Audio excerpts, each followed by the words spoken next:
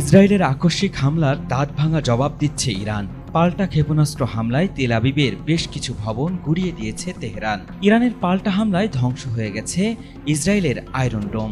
এমন পরিস্থিতিতে ইরানি হামলার ভয়ে পালিয়ে যাচ্ছে তেল আবিবের বাসিন্দারা। আর যারা পালাতে পারছে না তারা মাটির নিচে বাংকারে আশ্রয় নিচ্ছে, এমন খবরই প্রকাশিত হয়েছে বেশ কিছু গণমাধ্যমে।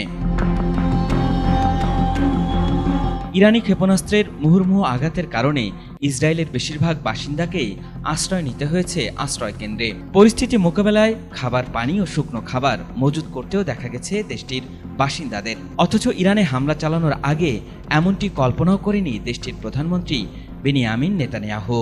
এখন পরিস্থিতি এতটাই জটিল রূপ নিয়েছে যে শেষ পর্যন্ত নেতানিয়াহুকে সোমবার হতে যাওয়া ছেলের বিয়ের দিনক্ষণও পেছাতে হয়েছে।